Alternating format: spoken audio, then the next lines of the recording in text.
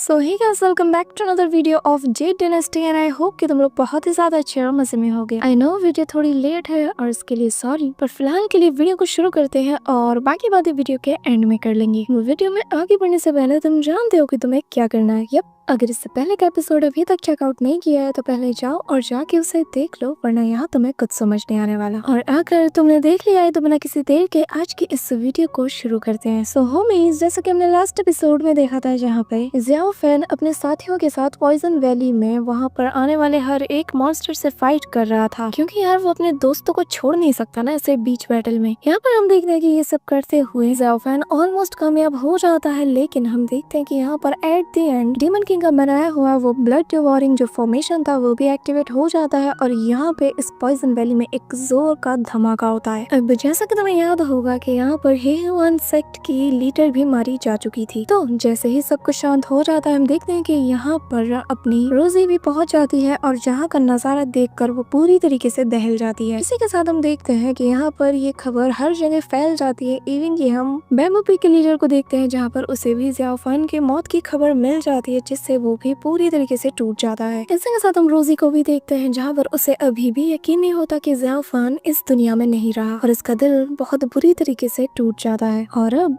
आगे हमारे एपिसोड की स्टार्टिंग में हम किंगमिंग सेक्ट के 3 डिसाइपल्स को देखते हैं, जहाँ पर देखने से लगता है कि बस यही लोग अब बचे हुए हैं। इस दौरान हम देखते हैं कि डेमोनिक बीस्ट की एक पूरी की पूरी आर्मी इनके तरफ आती है और इन्हें चारों तरफ से घेर लेती है। साथ ही में इनका जो सबसे पावरफुल डेमोनिक बीस्ट होता है, जो कि इनका लीडर भी है, वो भी इनके सामने मौजूद था। इसी के साथ हम देखते हैं कि यहाँ पर जो बीस्ट गॉड होते हैं वो भी आ जाते हैं और यहाँ पर वो आते साथ ही इनसे कहने लगते हैं कि तुम लोगों की हिम्मत की दाद देनी होगी। तुम्हारे आधे से ज्यादा दोस्तों को मैंने मिटा कर रख दिया, कोई भी अब नहीं बचा, लेकिन फिर भी तुम लोग तलवार लेकर हमारे सामने खड़े हो। इसी दौरान हम देखते हैं कि बीस्ट गॉड यहाँ पर एक गंदी खेल को खेलना शुरू कर देता है, जिसके अकॉर्डिंग वो यहाँ पर 2 लोगों को अपने स्ट्रिंग्स की मदद से उन्हें पूरी तरीके से ट्रैप कर लेता है और फिर इनके तीसरे साथी से कहने लगता है कि अगर जिंदा रहना चाहते हो तो तुम्हें इन दोनों को मारना होगा, चलो जल्दी से शुरू हो जाओ। यहाँ पर हम देखते हैं कि पूरी तरीके से उसने उनके दोस्तों को तो ट्रैप कर लिया था, लेकिन उसके मन में यही था कि मैं जानता हूँ कि ये जो इंसान होते हैं ये बहुत ही ज्यादा घटिया होते हैं, अपने फायदे के लिए ये किसी भी हद तक जा सकते हैं, इन्हें फर्क नहीं पड़ता कि तब इनके सामने कौन है। यहाँ पर बेसिकली जो बीस्ट गॉड है वो इनका ट्रायल ले रहा था कि तभी हम देखते हैं कि जो किंगमिंग सेक्ट का वो डिसाइपल होता है वो कहने लगता है कि मैं कभी भी अपने दोस्तों को मारकर अपनी जिंदगी नहीं चुन सकता। अगर मैंने ऐसा किया तो हम में और डीमंस में फर्क क्या रह जाएगा, ना ही मेरा सेक्ट और ना मैं ऐसे किसी रास्ते को फॉलो करते हैं। जरूरत पड़ी तो मैं खुद को ही खत्म कर दूंगा, लेकिन अपने दोस्तों को मारकर कभी भी खुद के बारे में नहीं सोचूंगा। और तुम जैसा डीमन कभी भी ये चीज समझ ही नहीं सकता, जिसके पास की दिल ही नहीं। यहाँ पे हम देखते हैं कि अपने बारे में ये सारी चीजें सुनकर जो बीस्ट गॉड होता है उसे बहुत ही ज्यादा गुस्सा आ जाता है और वो अपना गुस्सा यहाँ पर उन 2 डिसाइपल्स पर उतारना शुरू कर देता है, जिससे उन लोगों को बहुत ही ज्यादा पेन हो रहा था। यहाँ पे हम देखते हैं कि फिर भी इतने पेन में वो लोग कहने लगते हैं कि हमारे जो सेक्ट लीडर है वो तुम्हें एक न एक दिन ढूंढ कर तुम्हारी जान ले लेंगे, क्योंकि उनके पास वो ज़ीशॉन स्वॉर्ड है जिसकी एक स्ट्राइक ही तुम्हें खत्म करने के लिए काफी होगी। और तुम्हारा ये सपना कि तुम इस पूरी दुनिया पर रूल कर पाओगे, इस सपने को वो चकनाचूर कर देंगे। यहाँ पे हम देखते हैं कि इनकी इतनी सारी बकवास सुनकर बीस्ट गॉड का दिमाग खराब हो जाता है और वो सेकंड्स में ही इनकी बॉडी के बहुत से टुकड़े करके इन्हें जान से मार देता है। यहाँ पर अपने ही आंखों के सामने अपने दोनों साथियों को मरता हुआ देखकर उस आखिरी डिसाइपल को बहुत ही ज्यादा गुस्सा आ जाता है और वो कहने लगता है कि मैं इसका बदला तुमसे जरूर लूंगा। ये कहते हुए वो तेजी से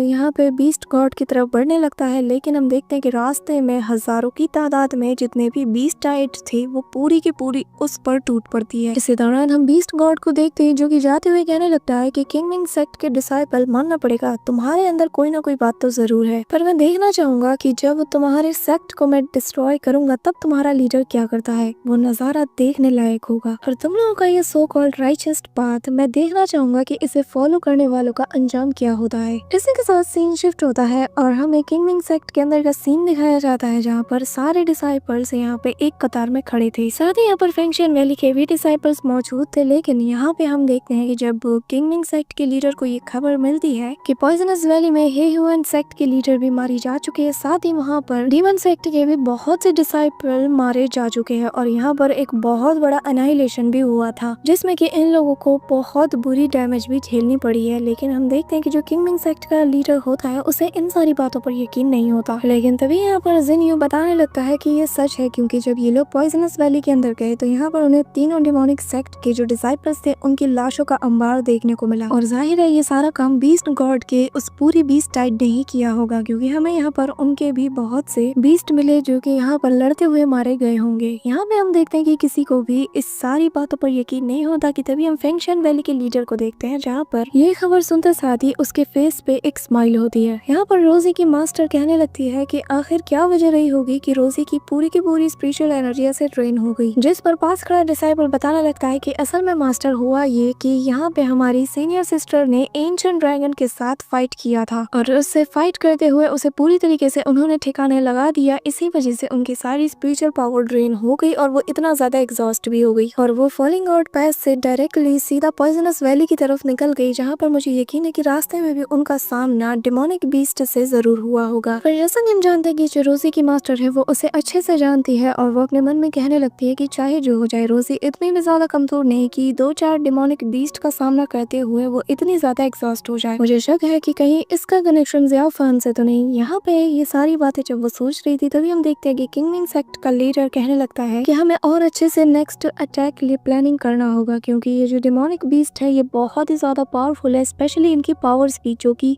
ऑर्डिनरी बीस्ट की पावर से बहुत ही ज्यादा डिफरेंट है। लेकिन तभी एक डिसाइपल दौड़ते हुए आकर यहाँ पे लीडर को बताने लगता है कि जो फॉलिंग गॉड पास की सिचुएशन है वो और ज्यादा खराब हो चुकी है। कुछ ही देर में बीस्ट टाइड की एक बहुत बड़ी तादाद यहाँ पर पहुँचने वाली है और सब कुछ खत्म हो जाएगा। हमारे मास्टर ज़ियाओ भी अकेले कुछ भी हैंडल नहीं कर सकते। यहाँ पे हम देखते हैं कि जितने पीक लीडर थे उनकी ये खबर सुनते साथ ही हालत खराब हो जाती है और वो लोग इस सेक्ट लीडर की तरफ देखने लगते हैं, जहाँ पर सेक्ट लीडर कहने लगता है कि हालांकि मैं ऐसा करना तो नहीं चाहता लेकिन हमारे पास इसके अलावा और कोई चॉइस नहीं। और फिर वो ये डिसाइड करता है कि वो यहाँ पर फॉलिंग गॉड पास को पूरी तरीके से छोड़ देंगे और यहाँ पर जो उनके दुश्मन है उन्हें अपनी टेरिटरी में आने देंगे ताकि ये लोग यहाँ पर इनका डट कर सामना कर सके। लेकिन जो इनके पावरफुल डिसाइपल्स हैं वो उन सभी को सबसे पहले वापस बुला लेंगे ताकि किसी की भी इसमें जान ना जाए। यहाँ पर जो सेक्ट लीडर है वो अच्छे से जानता था कि वो जो करने जा रहे हैं इसमें बहुत बड़ा खतरा है, क्योंकि फॉलिंग आउट पास जैसे एक बहुत बड़े इलाके को छोड़ देना इनकी टेरिटरी को और ज्यादा श्रिंक कर देगा। इसी के साथ हम देखते हैं कि सेक्ट लीडर यहाँ पर जिनियो और जेंग को दोनों को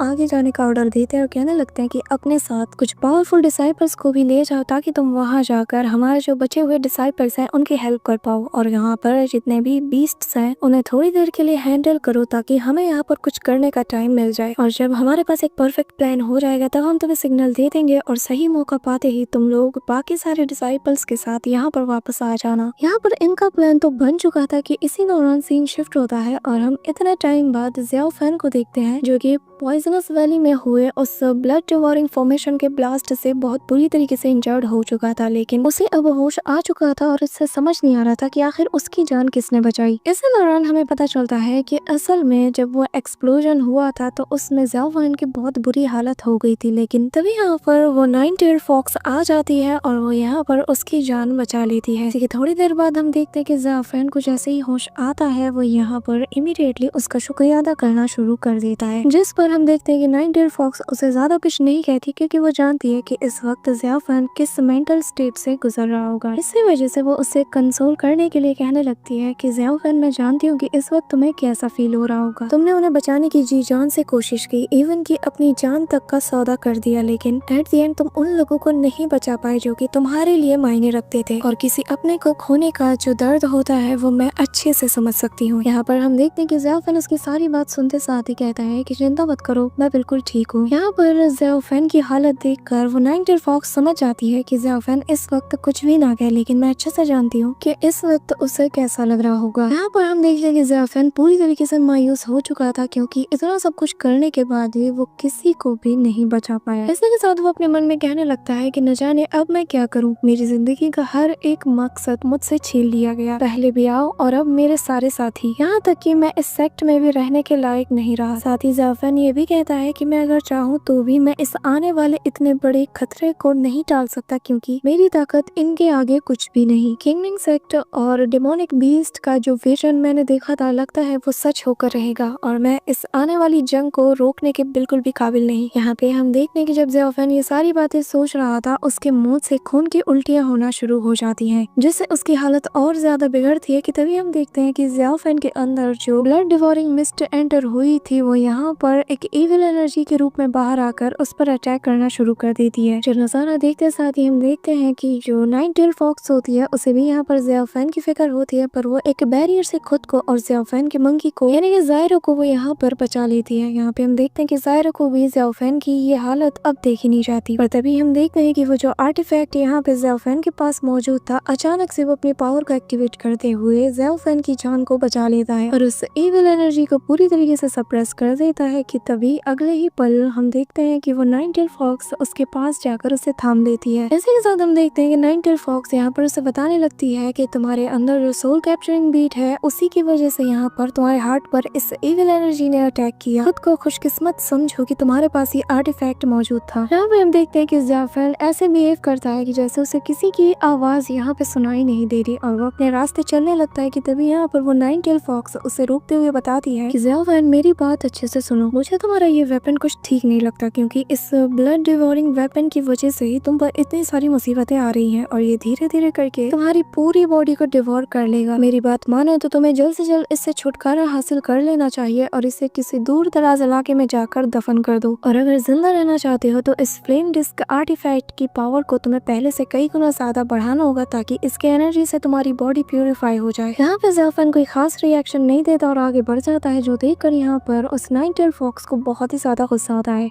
और फिर वो उसे मनाने में लग जाती है कि तुम्हें इतनी जल्दी हार नहीं मानना चाहिए और फिर वो उसे उसके सारे वादे याद दिलाती है जो कि यहाँ पर उसने बियाह से किए थे। साथ ही वो यहाँ पर उसके इस मकसद को भी याद दिलाती है कि तुम्हें तब तक हार नहीं मानना है और तुम तब तक अपनी जिंदगी को ऐसे जाया नहीं होने दे सकते जब तक तुम बियाह को वापस से जिंदा ना कर लो। पर हम देखते हैं कि ज़ियाओफेन बिना किसी बात की परवाह किए वहाँ से चला जाता है और फिर जैसे ही वो बाहर आता है उसकी मुलाकात यहाँ पर डीमन किंग से हो जाती है जो कि यहाँ पर उससे बताता है कि हमें बहुत ही जल्द इस जगह को छोड़ना होगा और मैंने फैसला किया है कि हम एक नई जगह पर जाएंगे। जिस पर ज़ियाओफेन यहाँ बताने लगता है कि यहाँ से 10,000 मील की दूरी पर एक बहुत बड़ा डेजर्ट है जो कि हमारे क्लैन के लिए बिल्कुल परफेक्ट होगा, लेकिन मुझे ये समझ नहीं आ रहा है कि आखिर आप ब्याह को यहाँ से कैसे ले जाओगे। जिस पर हम देखते हैं कि डीमन किंग बताता है कि तुमसे किसने कहा कि हम ब्याह को अपने साथ ले जाएंगे, वो यहाँ पर इसी जगह पर रहेगी और जैसे ही हम इस इलाके को छोड़ देंगे हम यहाँ पर एक फॉर्मेशन को सेटअप कर देंगे जिससे ब्याह प्रोटेक्टेड रहेगी। हालांकि मेरी बच्ची को ऐसा अकेला छोड़ना मेरे लिए एक बहुत बड़ा फैसला है, लेकिन अपने क्लैन की सेफ्टी के लिए मुझे ये फैसला लेना ही होगा, पर हम एटलीस्ट मंथ में एक बार आकर उसे चेक जरूर किया करेंगे। यहाँ पर ये सारी बातें सुनकर ज़ियाओफेन कहने लगता है कि क्या मैं ब्याह के साथ यहीं पर रुक सकता हूँ, जिस पर डीमन किंग एक लंबी खामोशी के बाद कहता है कि हाँ तुम रुक सकते हो। इसी के साथ सीन शिफ्ट होता है और हमें रोजी को दिखाया जाता है जहाँ पर वो ज़ियाओफेन की याद में पूरी तरीके से टूट चुकी थी, लेकिन तभी यहाँ पर उस पर बैम्बू लीफ से अटैक हो जाता है जिसमें हम देखते हैं कि वो अपनी स्वॉर्ड से बहुत ही अच्छी तरीके से उन सारे अटैक्स को रोक देती है, लेकिन अगले ही पल हम देखते हैं कि यहाँ पर उसकी मास्टर उस पर एक पाम अटैक से भी अटैक कर देती है, जिस पर रोजी भी सेम टेक्निक का यूज करते हुए उसके पाम अटैक को भी रोकती है। लेकिन यहाँ इस क्लैश के दौरान हम देखते हैं कि रोजी पीछे की तरफ धकेल दी जाती है और फिर वो हैरान हो जाती है कि आखिर उसकी मास्टर ने उस पर ऐसे अटैक क्यों किया। यहाँ पर हम देखते हैं कि उसकी मास्टर आते साथ ही उससे पूछने लगती है कि बताओ क्या तुम उस लड़के से मिलने गई थी, जिस पर रोजी को समझ नहीं आता कि आखिर वो क्या जवाब दे और फिर वो कहती है कि आखिर आप किसके बारे में बात कर रही है, जिस पर उसकी मास्टर भी बहुत ही बोल्ड होकर कहती है कि मैं ज़ियाओफेन की बात कर रही हूँ। यहाँ पर ज़ियाओफेन का नाम सुनते साथ ही रोजी घुटनों के बल आ जाती है और फिर वो समझ जाती है कि यहाँ पर उसने बहुत बड़ी गलती की है, लेकिन रोजी भी अपनी दिल के हाथों मजबूर थी, इसी वजह से वो कोई भी एक्सक्यूज नहीं देती और माफी मांगने लगती है कि तभी उसकी मास्टर को उस पर गुस्सा तो आ रहा था, लेकिन वो यहाँ पर रोजी को खोना नहीं चाहती थी। इसी वजह से वो उसे दोबारा से समझाने लगती है और कहती है कि मैं तुम्हें 1000 दफा समझा चुकी हूँ कि जो ज़ियाओफेन है वो डेमोनिक सेक्ट का एक डिसाइपल है और वो हमारा दुश्मन है और तुम्हें उससे दूर रहना चाहिए। रोजी तुम बहुत ही ज्यादा टैलेंटेड हो और यहाँ पर कोई भी नहीं जो कि कल्टीवेशन के मामले में तुम्हें बीट कर सके। तुम्हारा फ्यूचर बहुत ही ज्यादा ब्राइट होने वाला है और मुझे तुमसे बहुत सी एक्सपेक्टेशंस हैं। जिसपे हम देखते हैं कि रोजी को यहाँ पर खुद पर बहुत ही ज्यादा गुस्सा आ जाता है और फिर वो दोबारा से माफी मांगते हुए कहती है कि मास्टर मैं जानती हूँ कि मैंने आपको निराश किया है और मैं सजा के हकदार हूँ, क्योंकि जो जिंदगी आपने मुझे दी है, मुझे बचपन से पाल पोस कर बड़ा किया मुझे इतनी अच्छी ट्रेनिंग दी और जिस वजह से मैं आज यहाँ इस मुकाम पे खड़ी हूँ, लेकिन मैंने आपके लिए आज तक ऐसा कोई काम नहीं किया कि जिसकी वजह से आप मुझ पर प्राउड फील करो। तो आपकी दी हुई इस जिंदगी के मैं लायक नहीं हूँ, इसीलिए मैं चाहती हूँ कि आप मुझे सजा दे और मुझे जान से मार दे। जिस पर हम देखते हैं कि उसकी मास्टर उससे कहने लगती है कि कभी भी देर नहीं हुई है रोजी, तुम चाहो तो वापस आ सकती हो और एक नई शुरुआत कर सकती हो। अगर तुम ज़ियाफान को भुला देती हो तो मैं हमारे इस पीक को तुम्हारे हवाले कर दूंगी, फिर तुम कल्टीवेशन की और भी नई ऊंचाइयों तक पहुंच जाओगी जहां तक कोई भी तुम्हारा पीछा नहीं कर सकता। यहाँ पर रोजी कहने लगती है कि अगर ज़ियाफान उस वक्त जिंदा होता तो मैं अपनी स्वॉर्ड से ही उसकी जान ले लेती, क्योंकि मैं आपको धोखा नहीं दे सकती।